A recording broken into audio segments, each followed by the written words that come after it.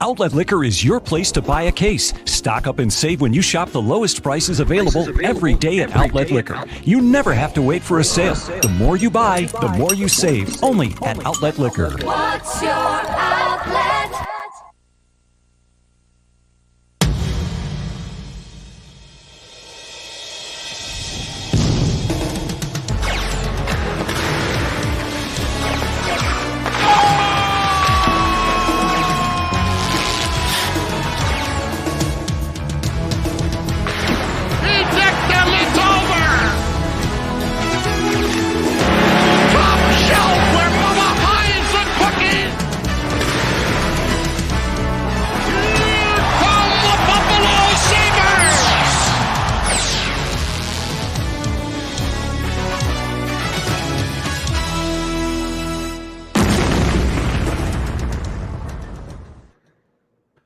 Welcome, everybody, to the Crossing Swords Sabres Pregame Show, brought to you by Outlet Liquor, the place to buy a case. I am Duane, the two goalies, one Mike, filling in still for Maniac. And, of course, we're joined by Gatesy, Carson Gates himself, fresh off the second half of a back-to-back against the Philadelphia Flyers, where Buffalo came back from being down 3-1 yesterday to defeat the Philadelphia Flyers, the Broad Street Bullies. And now we get them in their barn today, an early-ish game at starting at 5 p.m. Carson, what's going on at school? How has your Easter been so far? And how are you feeling after last night's game, even though it was a slow start for Buffalo, and then going into a tough barn to play in Philadelphia? You know, it's pretty busy here at school. You can tell it's a different location behind me. I'm at the library, finals week, getting my work in. But after last night, I mean, the first 5 minutes, I think Philly went up 2-0. I was like, oh, no. It's going to be one of those games we've seen all too many times the past decade. But for some reason, this team just didn't quit. And I feel like we've said it so many times this year. They could be down like 2, 3, 4 goals.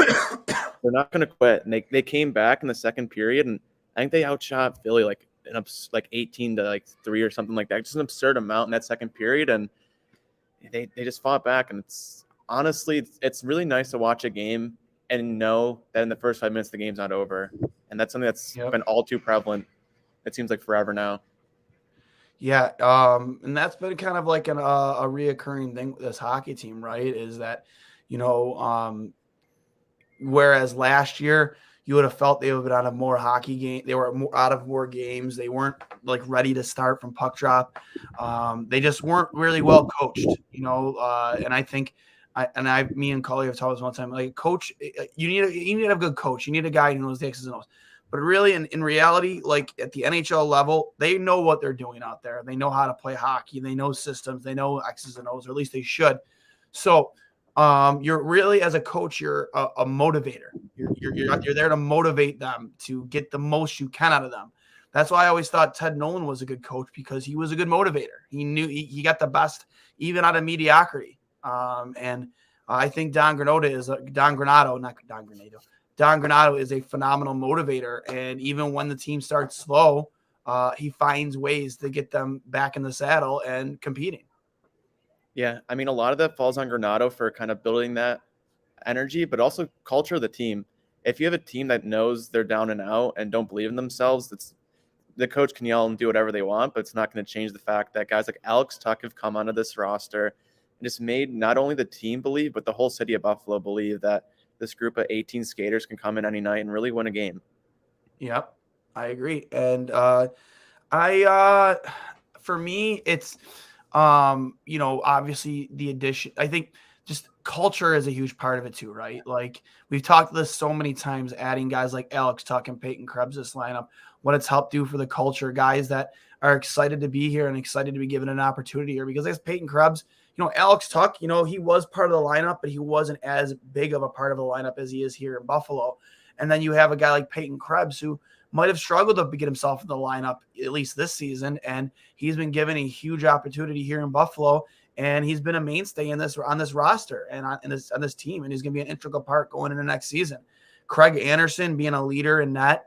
Mark Pysyk on the blue line, even though he's been a kind of like a healthy scratch as of late.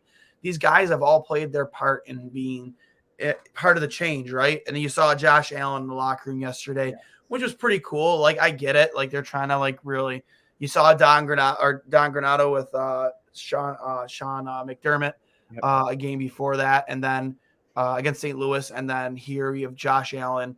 They're in attendance for the game and in the locker room, which was pretty cool.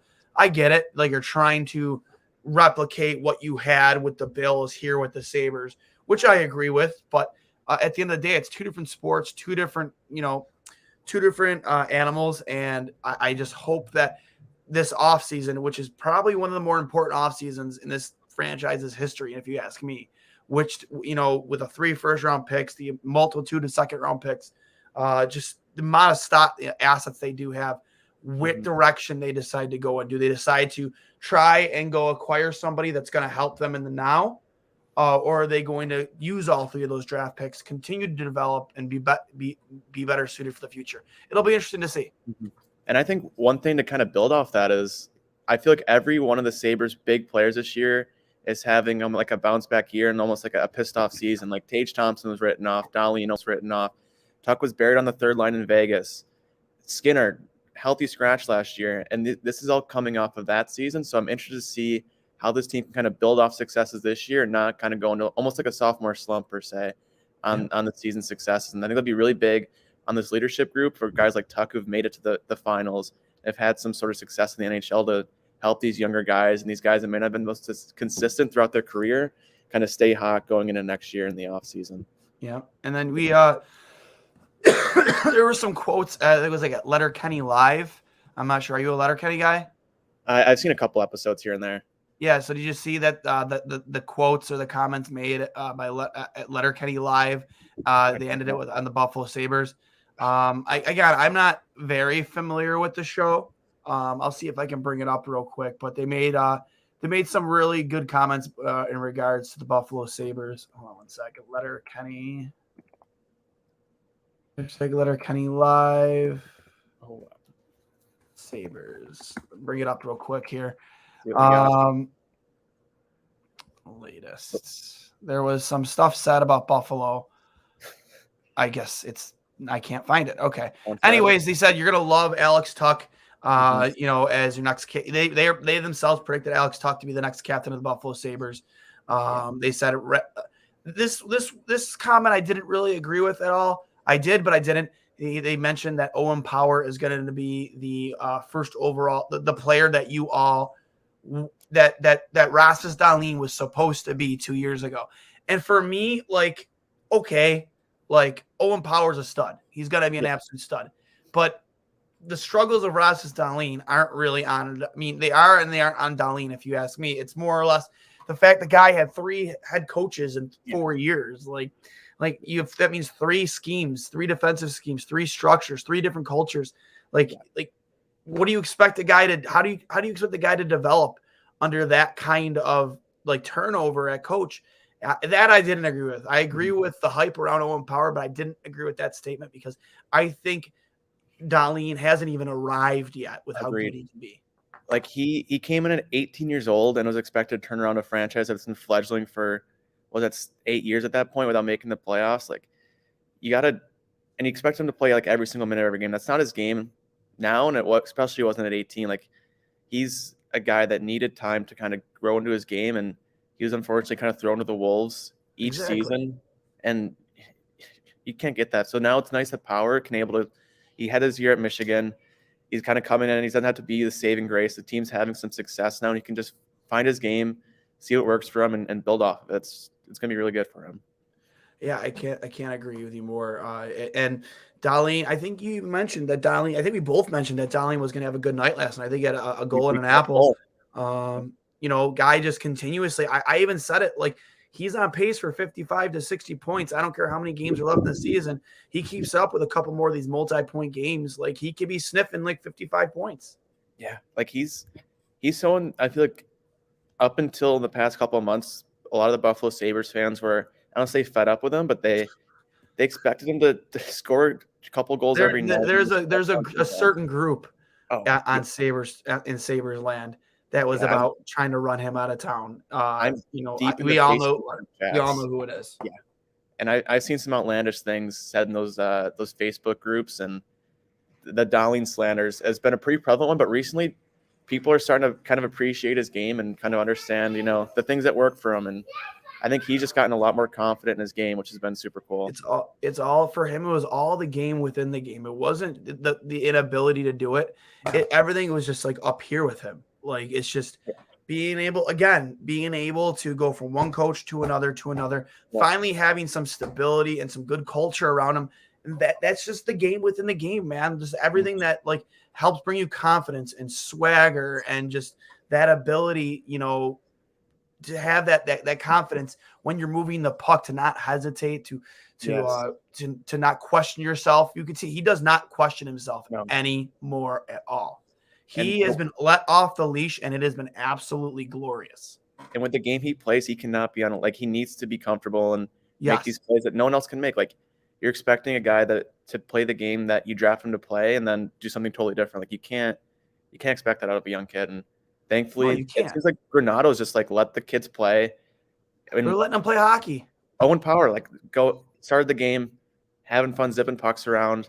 I want to see him on power play too. Like that's something for the end of the year. I think that should happen. Like he needs to get that time up there. But I mean, up until then, it's been really nice to see the kids play. Yeah. I'm definitely excited to see how they handle the second half of back-to-back. I expect Dustin Tokarski in that tonight for sure. I mean, that's normally how it goes, especially when the guy who started the first game is 41 years old.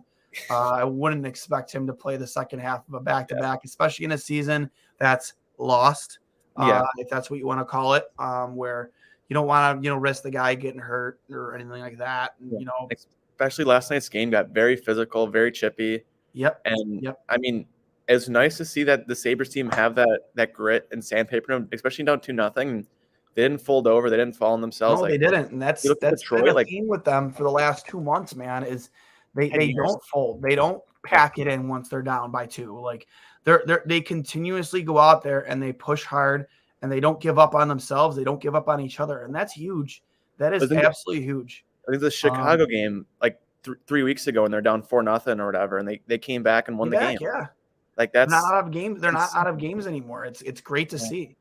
And like that's something that normally goes the other way for us. Like normally we get the lead and immediately it's gone, and Sabres fans are angry. But I'm comfortable being down in games now as a Sabres fan. So it's weird times. Here's some interesting facts. We'll go to the lineup real quick and then get our predictions here. Yep. But Sabres starting lineup in Philly tonight. No changes. Skinner, Thompson with Olofsson, Middlestat, Krebs, and Tuck. Personally, I mean, I like the way they're playing, but for me, I would just love to see them find a way to get that Skinner, Thompson, Tuck line back together, because every time they're together, those guys on the ice, it's literally it really is shades of Eichel, Skinner, and Reinhart when they were together that year, man. The way they move the puck with each other, they know where to go when they're away from, when they don't have the puck. They know where each other's going to be at all times. It was something to see, and I hope they do find a way to get that line back together. I get it, though. You have to try and spread out the talent and whatever. And then Middlestat, Krebs with Tuck, Cousins center, and Asplund, Okposo.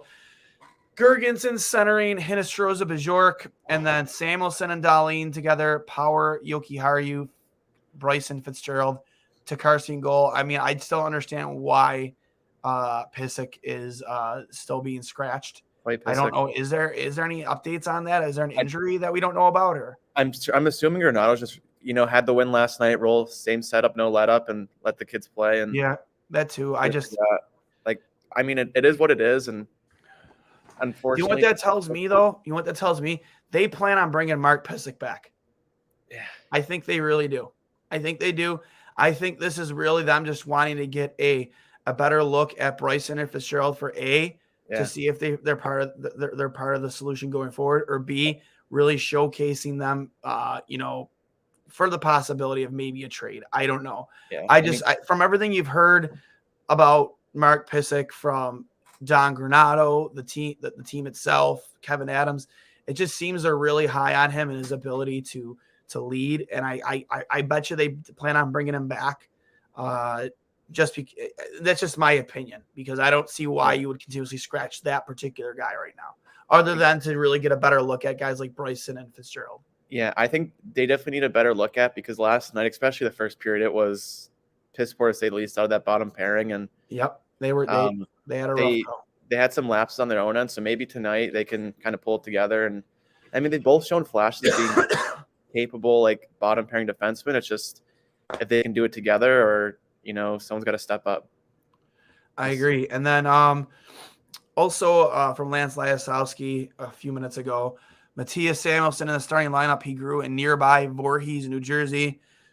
Also mentioned that this will be Matthias Samuelsson's first game in Philadelphia. His father, Kajel, played 9 seasons with the Flyers and has worked for the team in different roles since 2001.